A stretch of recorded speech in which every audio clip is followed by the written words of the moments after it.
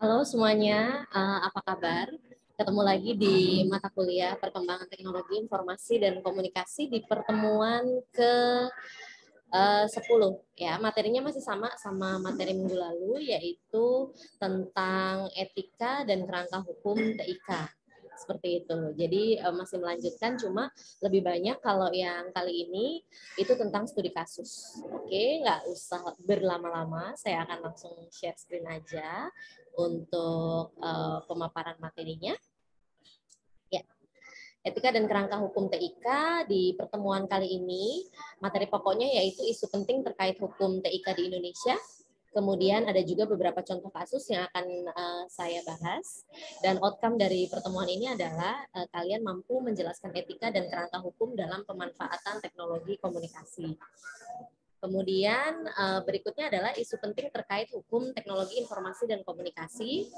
Lalu kebebasan berpendapat. Jadi ini juga diatur mengenai kebebasan berpendapat di kerangka hukum teknologi informasi dan komunikasi dan juga etikanya gitu ya. Kebebasan berpendapat adalah syarat utama masyarakat berdemokrasi. Kemudian ini juga diatur dalam Undang-Undang 1945 pasal 28 yang berbunyi kemerdekaan berserikat dan berkumpul, mengeluarkan pikiran dengan lisan dan tulisan dan sebagainya ditetapkan dengan undang-undang. Begitu. Lalu kebenaran adalah pertahanan utama dalam berbagai kasus pencemaran nama baik. Nah, kebebasan berpendapat adalah salah satu ekspresi dari kebebasan berekspresi, apalagi di negara demokratis seperti Indonesia. Tapi apakah betul-betul sudah direalisasikan dengan baik, meskipun sudah diamanahkan dalam undang-undang? Faktanya, secara praktik di lapangan itu masih terdapat banyak sekali kendala, seperti misalnya banyak kasus yang menjerat orang-orang yang disebut-sebut sebagai melanggar pendapat yang dia ekspresikan itu melanggar norma atau hukum yang berlaku, seperti misalkan salah satunya adalah pencemaran nama baik begitu. Nah, contohnya di tahun 2008 ini happening banget waktu itu gitu ya, tentang Prita dan koin keadilan. Kronologi kasusnya itu, jadi di tahun 2008 Prita Mulyasari adalah seorang warga sipil yang mengirim email kepada temannya tentang ketidakpuasannya pada pelayanan Rumah Sakit Omni Internasional yang tersebar melalui mailing list gitu ya. Jadi mailing list itu kan email yang sebetulnya nggak terlalu bisa diakses secara luas oleh publik juga gitu loh, hanya orang-orang tertentu saja yang memang tergabung di dalam mailing list itu gitu. Kemudian Prita digugat oleh Rumah Sakit Omni Internasional secara perdata dan divonis denda 204 juta rupiah. Dan vonis itu memang mereka menang ya, Omni ini menuntut Prita untuk ganti rugi sebesar 204 juta rupiah. Kemudian Prita diputuskan bersalah secara pidana, vonis 6 bulan penjara dengan percobaan 1 tahun, kemudian kalah. Seperti itu. Lalu peristiwa ini memicu gerakan koin keadilan untuk membantu Prita yang terkumpul sampai 600 juta lebih, seperti itu. Jadi masyarakat melihat bahwa ini adalah peristiwa yang tidak adil gitu loh bagi seorang warga sipil yang mengeluhkan satu layanan rumah sakit gitu. Padahal dalam undang-undang itu dijamin gitu ya yang namanya kebebasan berekspresi. Lalu Rumah Sakit Omni Internasional sendiri mencabut gugatan pada tahun 2009 karena memang banyak sekali pihak yang membela Prita saat itu. Lalu terbukti bahwa Prita tidak bersalah, jadi ada cacat hukum di mana proses hukum pidana dan perdata berjalan bersama-sama. Prita melakukan haknya sebagai warga negara yang bebas berpendapat. Tidak jelas sejauh mana kebebasan berpendapat dianggap sebagai penghinaan. Dan terminologi penghinaan atau pencemaran nama baik di Undang-Undang ITE ini tidak menjelaskan lingkup penghinaan itu seperti apa.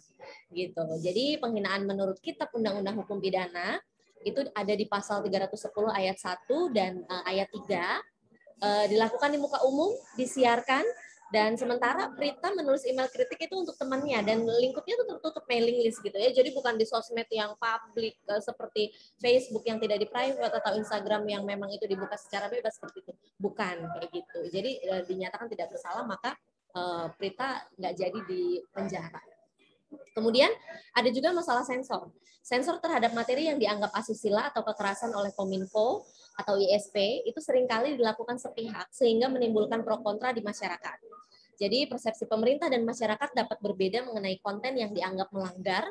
Pemerintah juga memblokir Vimeo.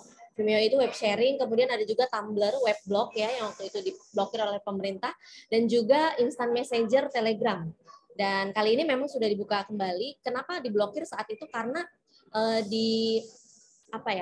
diasumsikan bahwa Telegram itu tempat para teroris berkomunikasi gitu loh.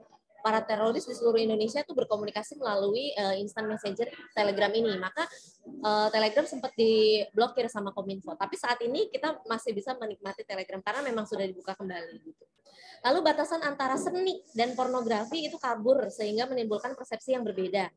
Contoh perbedaan pendapat lain itu adalah Telkom Group yang sempat memblokir Netflix dengan dalih konten asusila. Sementara ISP sendiri yang lain itu tidak memblokirnya kayak gitu. Tapi ya akhirnya muncul berbagai gejolak di masyarakat sampai saat ini kita masih bisa menikmati Netflix gitu ya, tidak lagi disensor gitu. Kemudian ada juga pembatasan akses internet. Contoh kasusnya itu di Papua terjadi pada bulan Agustus tahun 2019. Pemerintah pusat melalui Kominfo melakukan pembatasan akses internet di wilayah Papua Barat dan Papua.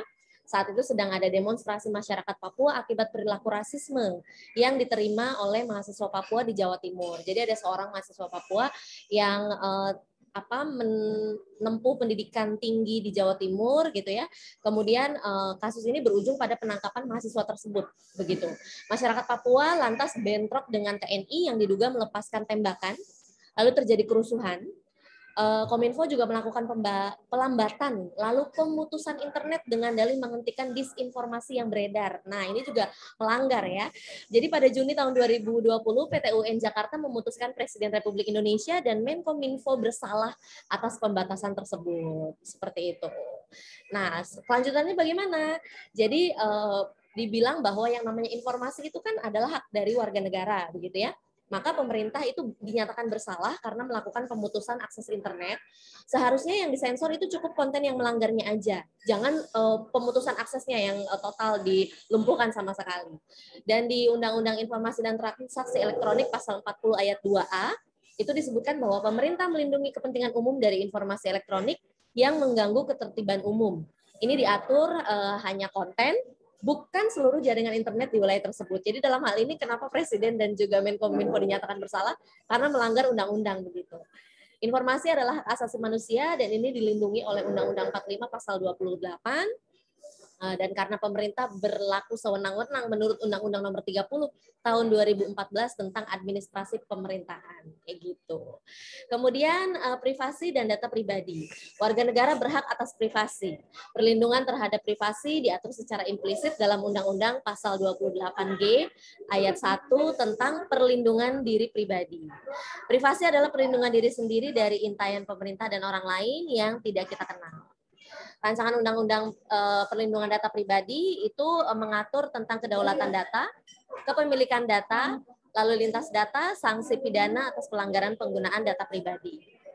Kemudian ada juga kasus Edward Snowden, yaitu tentang privasi dan keamanan nasional. Jadi Edward Snowden adalah seorang pemuda gitu ya, yang dia tuh mantan karyawan CIA Amerika Serikat. Dia bertugas di National Security Agency. Lalu di tahun 2013 Snowden membocorkan program NSA yang memata-matai warga negara USA dan kepala negara lain dengan dalih keamanan nasional. Lalu NSA memata-matai lewat data internet, SMS, telepon, kabel fiber optik, data dari perusahaan internet seperti Google dan Yahoo dan lain-lain. Lalu bocoran Snowden memicu perdebatan mengenai hak privasi dan keamanan nasional, dan pemerintah USA seperti Big Brother terus-menerus mengawasi warganya seperti ini menurut George Orwell gitu ya. Jadi memang fenomena ini tuh happening banget di seluruh dunia saat itu, sampai akhirnya Snowden dilindungi di Inggris kayak gitu, dapat suaka di sana gitu. Kemudian ada tentang kekayaan intelektual atau KI yang dulunya namanya HAKI, hak atas kekayaan intelektual. Tujuan dari payung hukum KI adalah untuk mendorong kreativitas seniman dengan cara melindungi pendapatannya tanpa menghalangi masyarakat berkreasi dengan karya yang sudah ada. Kemudian ada juga paten. Kalau paten itu lebih ke karya teknologi gitu ya. Hasil eksklusif untuk membuat karya, pencipta bisa mendapat royalti, paten biasanya untuk produk teknologi. Kemudian ada juga copyright atau hak cipta. Ini langsung diperoleh saat menciptakan sesuatu dalam lingkup ilmu pengetahuan, seni, sastra, dan karya ilmiah. Tidak memberikan hak monopoli atas karyanya. Kemudian karya yang dipublikasikan secara online termasuk dalam kekayaan intelektual juga. Tentang copyright ini sudah saya berikan contoh secara gamblang di pertemuan sebelum UTS. Jadi saya harap teman-teman relate. Cuman tambahannya di sini lebih ke paten gitu ya. Jadi kalau paten itu produk teknologi atau produk apa misalnya kayak sekarang vaksin itu pasti dipatenkan kayak gitu ya. Obat dan lain sebagainya. Produk teknologi seperti aplikasi gitu ya. Kemudian website dan lain-lain itu juga bisa dipatenkan. Dan paten ini nanti akan melindungi si pembuatnya gitu.